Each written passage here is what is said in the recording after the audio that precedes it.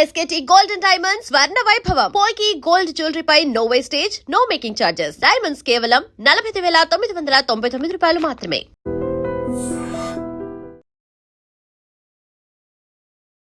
నమస్కారం, welcome to iDream. ధర్మ మార్గం విత్ విజిత కార్యక్రమానికి స్వాగతం.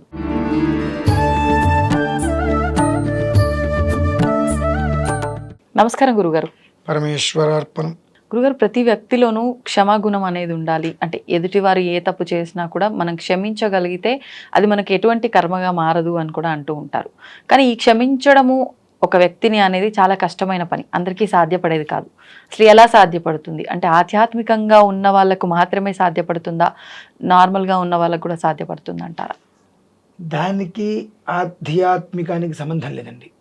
అంతే అంటారా గురుగారు? అంటే ఆధ్యాత్మికంలో ఉన్న వాళ్ళు ఎంతమంది శపిస్తూ ఉంటారు, అరుస్తూ ఉంటారు అనేటువంటి విషయం కూడా చూస్తూనే ఉంటాం. అవును. ప్రదర్శించడానికి అరవడానికి తేడా ఉంటుందండి. ఇప్పుడు నేనున్నా ఒక్కోసారి బుద్ధి లేదు, జనాలకి సిగ్గు లేదని తిడుతూ ఉంటా. ప్రదర్శన చేయాలి. ఎందువల్లంటే గురువు గారు ఉన్న, అయ్యగారు ఉన్న తండ్రి స్థానం అనేటువంటిది ఒకటి ఉంటుంది.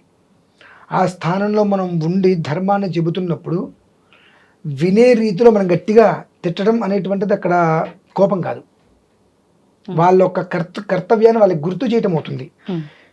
అరవటం తిట్టడం అనేటువంటిది అది వేరండి. మళ్ళీ సో క్షమాగుణం అంటారు చూసారా, క్షమ అనేటువంటి రెండు విషయాల్లోనే మనం తీసుకోవాలి. ఒకటి, మనల్ని ఒక మనిషి మోసం చేశాడు, ఓకే, ఆ మనిషి మనకు కావాలి అనుకుంటే మోసం చేసిన విషయాన్ని మనం వదిలేసేయాలి. రెండు, ఒక్కసారి మోసం చేసినటువంటి వ్యక్తికి మనం అవకాశం ఇచ్చామంటే రెండోసారి మళ్ళీ మన జీవితాన్ని మనం పాడు చేసుకున్నట్టే.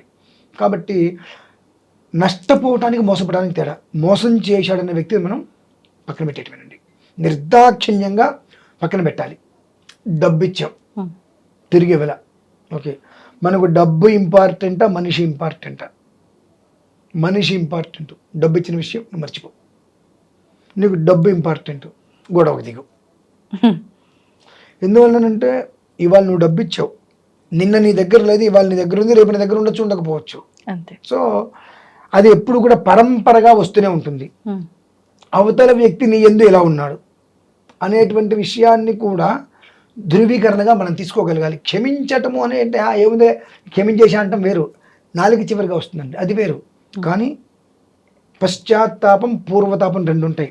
ముందు ఎలా ఉన్నాడు, తర్వాత ఎలా ఉన్నాడు అనేటువంటి విషయాన్ని గ్రహించి, ఆహా అతనికి డబ్బు అవసరమైంది, లేదంటే మనతో ఏదో అవసరమైంది, ఇలా ఉన్నాడు, ఓకే, తర్వాత ఇలా ఉన్నాడు, ఆ రెండిట్లకి కూడా వ్యత్యాసం మనం గ్రహించగలగాలి. రాత్రికి రాత్రి పొగలకు పొగలు ఎలా అయితే ఉంటుందో మనిషిలో వ్యత్యాసం ఉంటుందండి. ఆ వ్యత్యాసాన్ని మనం గమనించగలగాలి. గమనించి ఓకే, మనకు ఇవాళ మనం ఏదో ఉపకారం చేసాం, రేపు ఉదయం మనకు ఉపకారం ఉంటుందా ఉండదా? ఉండదు, పర్లేదు. ఉపకారం చేయడానికి మనం సిద్ధమేగా, ఓకే, అటువంటిప్పుడు వదిలేసి అన్ని విషయాలు కాదు. వేరే మనిషికి అవతల నుంచి వాళ్ళు ఉపకారం చేస్తున్నారు, కానీ మనం ఉపకారం చేసేందుకు మనకు అయితే ఎలాంటి ఉపకారం చేయట్లేదు వాళ్ళు. అటువంటి వ్యక్తి రెండు నాలికల మనిషి, రెండు ద్విస్వభావం అంటారు, స్వభావం గల మనిషి, ఓకే. ఆ రెండు స్వభావాలు కలిగిన మనిషితో మనకు ఎప్పటికైనా ప్రమాదమే.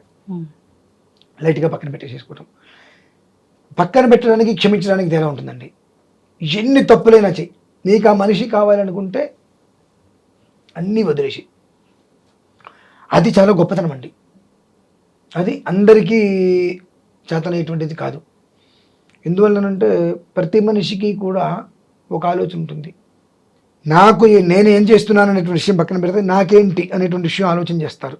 ఈ ఆలోచన పలు రకాలుగా వెళ్ళినప్పుడు, ఆహా ఓకే, వీళ్ళు ఇలా ఉన్నారు, వాళ్ళు ఎలా ఉన్నారు, ఈ కంపేర్ చేసుకోవడం మొదలు పెట్టినప్పుడు మొత్తం నెగిటివ్ వచ్చేస్తుందండి. ఎవరు ఎలా ఉంటే నీకెందుకు, నువ్వెలా ఉన్నావు అనేటువంటిది ఒక్కటి నువ్వు పెట్టుకున్నావు అనుకో, ఆటోమేటిక్గా ఎంతటి పెద్ద సమస్య అయినా నువ్వు వదిలేయగలుగుతావు అట్లా దాన్ని. అది రావటం అనేటువంటిది మనిషికి స్వతహాగా కష్టం, సాధన ఉండాలి దానికి. సాధన అంటే ఎట్లా, చిన్నదైనా సరే ఏదైనప్పటికీ కూడా వచ్చిందా ఓకే, అక్కడ ఉండని, పోయిందా పర్లేదు పోని అనేటువంటిది నువ్వు అలవాటు చేసుకోవాలి. ఏదైనా నీ అలవాటు చేసుకున్న దాన్ని బట్టి నువ్వు దాన్ని సాధించగలుగుతావు. చిన్నప్పుడు నడవలేంగా, తర్వాత కొంచెం లేచి అది పట్టుకుని ఇది పట్టుకుని అలవాటు చేసుకుంటాం.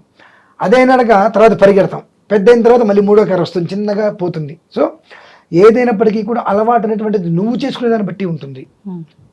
అవతల వ్యక్తి ఉండే విధానాన్ని అనుసరించి కూడా వీళ్ళు అలవాటు చేసుకునేటువంటి మార్గాంతరాలు ఉంటాయి. కొంతమంది ఉంటారు గట్టి దెబ్బతింటారు, బాగా నమ్మి నమ్మి నమ్మి గట్టి దెబ్బతింటారు. ఆ రకంగా ఇంకొకరు నమ్మటానికి వాళ్ళకి సమయం పడుతుంది ఖచ్చితంగా. ఆ సమయం వచ్చేంత వరకు కూడా ఎదుటి మనిషి కూడా జాగ్రత్త పడాలి, ప్రశాంతంగా ఉండగలగాలి. ఎందువలన అనేక కారణాలు ఉండవచ్చు. ఏం జరిగిందో ఏ కారణము అనేటువంటి విషయాన్ని తీసుకొని ఓకే ఆల్ ద బెస్ట్ అని చెప్పగలిగితే, ముఖం మీద చిరునవ్వు అనేటువంటిది ఉంటే ఆటోమేటిక్గా జీవితం అనేటువంటి వేరే విధంగా వెళ్తుంది. కానీ కొంతమంది ఉంటారు చాలా ప్రేమగా మాట్లాడతారు, నా తేనె పూసిన కత్తి అంటారు, చాలా ప్రేమగా మాట్లాడతారు. అయ్యో అసలు మీరు లేదా మన లేదండి అంటుంటారు. అవసరానికి తగ్గట్టుగా వాళ్ళ అవసరానికి 100 ఫోన్లు చేస్తారు. అవసరం తీరిన తర్వాత మనం ఏదైనా అవసరమైన ఫోన్ చేస్తే ఇక్కడున్నా అక్కడున్నా అని చెప్తుంటారు. వాళ్ళ వాళ్ళకి రెండో అవకాశం మనం ఇవ్వకూడదండి. రెండో అవకాశం మనం ఇవ్వకూడదు. ఎందువల్లనంటే జన్మతః వాళ్ళ తత్వం వాళ్ళు మార్చుకోరు, వాళ్ళు అలానే ఉంటారు. అటువంటి వాళ్ళకి రెండో అవకాశం మనం ఇచ్చాము అంటే మన నెత్తి మీద కత్తి కూడా లేకుండా మళ్ళీ మరవడానికి అవకాశం లేకుండా గుడి చేయించుకున్నట్టే. అటువంటి వాళ్ళు కొంతమంది ఉంటారు. వాళ్ళు మనం ఎలా గమనించాలి అంటే, మనం వాళ్ళకి ఏదైనా ఉపకారం చేస్తాం కదా, మన అవసరానికి వాళ్ళు చేతులు ఎత్తేసారా, చేతులు కలిపారా, నిజమైన వాళ్ళకి అవకాశం లేకపోవచ్చండి. ప్రయత్నం చేయొచ్చుగా. మీరు నాకు ఏదైనా ఉపకారం చేశారు, మీకు ఏదో అవసరమైంది, మీరు నన్ను అడిగారు, నేను చేతులు ఎత్తకూడదు. ప్రయత్నం చేస్తానని చెప్పి నేను చేయగలిగిన ప్రయత్నం చేయగలిగితే మీరు మీరు కావాల్సిన ఉపకారంలో 1% అయినా ప్రయత్నం చేస్తే ఫోన్లే అనుకోవచ్చు. నా దగ్గర నాకు అవకాశం లేదు, నేను ఏదో చూస్తానని చెప్పి ఫోన్ పెట్టేసి రెండోసారి ఎత్తనప్పుడు లైఫ్లో నాకు మీరు మళ్ళీ కాల్ చేయకూడదు. ఎందువల్లనంటే ఆ మనిషి తత్వం అంతే. ఆ మనిషికి అవసరమైతే మాట్లాడేటువంటి మాటలు చాలా తీయగా ఉంటాయి. మ్యానిపులేట్ చేయటం చూసారండి. అంటే అవసరం నాదైనప్పటికీ కూడా మీది అవసరంగా సృష్టించి నాకు కావాల్సినప్పుడు మీదే చేయించుకోవడం. ఇది కొంతమంది ఉంటారు నేర్పరి మనుషులు, చాలా అద్భుతంగా ఉంటుంటారు. అటువంటి వాళ్ళతో మనం ఎంత జాగ్రత్తగా ఉంటే అంత. 2 జీవితంలో బాగా గుర్తుపెట్టుకోవాల్సింది స్ట్రైట్ ఫార్వర్డ్ ఉండాలంటారా. ఉన్న వాళ్ళని మనం ఎప్పుడు నమ్మచ్చంట. ఎందుకంటే ఎదురుగుండా ఏదైనా కోపం సరిచేశారనుకోండి, జన్మాంతరం వాళ్ళని నమ్మచ్చు. మన ఎదురుగుండా ఎప్పుడైతే మనల్ని పొగుడుతారో, నీ అంతటి వాళ్ళు లేడా, నువ్వు తలుచుకుంటే ఎంత అంటారు, మన వెనకాల ప్రతి క్షణం మనం గోతులు తీస్తున్నట్టే. ప్రత్యక్షే ప్రియవక్తారం, పరోక్షే కార్యనాశనం. ముఖం మీద మనల్ని పొగిడేవాడు మన వెనకాల మన గురించి 10 మందికి నెగిటివ్గా చాటింపేస్తూనే ఉంటాడు. కాబట్టి మన ముఖం మీద పొగిడేవాడితో మనం చాలా జాగ్రత్తగా ఉండు, వాడితో చలిమంటలాగా ఉండగలిగితే మనం బాగుంటాం. కాబట్టి క్షమించడం అనేటువంటిది స్వతహాగా ఆధ్యాత్మికతకి సంబంధం లేని విషయం. మనకు మనం నేర్చుకోవాలి, ఇంకొక విషయం చెప్పంటారండి, క్షమించటము అంటే అవతల వ్యక్తి మరణించటమే. ఏ రకంగా అంటే క్షమించటము అంటే ఇప్పుడు నన్ను ఒక మనిషి బాగా టార్చర్ పెట్టేశాడు, తట్టుకోలేకపోయా, నాకు అతని గురించి ప్రతిక్షణం ఆలోచిస్తున్నా, అతని గురించి నేను ఆలోచించినంతసేపు అతనికి ఏదో ఒక రకంగా మంచి జరుగుతూనే ఉంటుంది. అంటే నేను కోపంగా అతని గురించి అనుకుంటుంటాగా మంచి జరుగుతుందా చెప్తున్నా. నన్ను ఒక మనిషి ఇబ్బంది పెట్టాడు, నా అవసరం పొంది నాకు అవసరం వచ్చేటప్పటికి ఇబ్బంది పెట్టాడు ఏదో. నేను అతని గురించి తలుచుకుంటున్నంతసేపు అతనికి ప్రాబ్లమ్స్ రావు. ఎందువల్లంటే అతని గురించి నేను తలుచుకుంటున్నా. నేను నా పూజ చేసుకుంటే ఏం చేసుకుంటే ప్రతిక్షణం అతని గురించి నేను తలుచుకుంటున్నా. నన్ను ఇలా చేశాడు అని తలుచుకుంటున్నా. సో ఈ తలుచుకుంటున్నంతసేపు అతని గురించి మనం ఆలోచిస్తున్నట్టే. ఎప్పుడైతే ఇక ఆ మనిషితో మనకి వద్దు, ఆ క్షమాగుణంలో రెండు రకాలు. మొదటి రకం, ఆ మనిషితో మనకి వద్దు, ఇంకా అతను ఉన్నా పోయినా మనకు సంబంధం లేదు, ఈ క్షణంతో అతనితో నేను వదిలేశాను, అతను చేసిన తప్పుల్ని క్షమించి వదిలేశా అని అతని గురించి ఇక తలుచుకోకుండా ఉంటుంది చూసాను. ఆ రోజు నుంచి అతని కష్టాలు మొదలవుతాయి. అది ఒక విధానం. అలా కాకుండా నాకు ఆ మనిషి కావాలి, అతను చేసిన తప్పుల్ని క్షమించేసా అని చెప్పి ఆ దగ్గరకు తీసుకున్న మనిషిని గత వదిలేసే, ఎవరేం చెప్పారు, ఎందుకు జరిగిందో అయిపోయింది, దాని గురించి మనకు కొద్దిగా మన జర్నీ మనం చేద్దాం మళ్ళీ అనుకోవటం రెండో విషయం. కాబట్టి రెండోది ఎప్పుడు నేను శ్రేయస్గా కోరుకుంటా. మొదటిది కూడా నేను ఒకసారి చేసే అదే పని, వాళ్ళ ఆ పడ్డటువంటి నరకాన్ని నేను చూశా.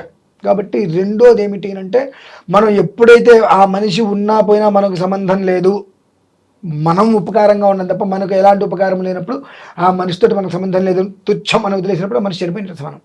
ఇలా మనిషి పడేటువంటి కష్టాలు అప్పటి వరకు ఈ బలం అనేటువంటిది ఏదైతే ఉంటుందో ఆ బలం పోతుందండి. అప్పటి నుంచి ఆ మనిషికి పడేటువంటి వర్ణనాతీతం కష్టాలు అదొకటైతే. 2 క్షమించేసా, అయిపోయింది. తప్పు జరిగిందని చెప్పేసావు కదా, ఇక్కడ వదిలేసా విషయాన్ని. ఇక ఆ విషయాన్ని మళ్ళీ మన ఇద్దరి మధ్యన ప్రస్తావన రావద్దు. ఆ విషయం వదిలే మునుపట్టగా హ్యాపీగా ఉంది. మళ్ళీ ఆ విషయం గురించి మనం ప్రస్తావన తీసుకొస్తున్నామంటే ఒకళ్ళ మీద ఒకరికి ఎక్కడో ఏదో చిన్న ఉంది, అది లేదంటే వదిలేసేయండి. ఆ మనిషి కావాలి నాకు అనుకుంటే డబ్బైనా సమస్యనా వదిలేయాలి. నాకు మనిషి అవసరం లేదు, నాకు ఆ డబ్బో వస్తువో పదార్థమో కావాలనుకుంటే క్షమించాల్సిన అవసరం లేదు, సాధించడే అది విషయం. ధన్యవాదాలు గురుగారు. పరమేశ్వర అర్పణం. And for more videos, Please subscribe to iDream channel. Subscribe to iDream Media. Please subscribe to iDream. Please subscribe to iDream. Please subscribe iDream. And please subscribe to iDream. For more videos, subscribe to iDream. please like, share, and subscribe to the channel. Congratulations, iDream. Subscribe to iDream. Subscribe to iDream. So subscribe to iDream Media. iDream ki iDream team అందరికి huge congratulations. Please subscribe iDream Media. Please subscribe to iDream. Subscribe iDream. Please subscribe to iDream. iDream అంటే నా కళల channel subscribe చేసుకున్న నోరు తిరుగుతలేదు, మీరైతే గంట గుర్తు కొట్టండి. For more such videos, please subscribe to iDream. Subscribe to iDream. Please subscribe to iDream. Please subscribe iDream Media. Please do subscribe to iDream. Please subscribe to iDream Media. For best entertainment and information, please subscribe iDream. And don't forget to subscribe to iDream.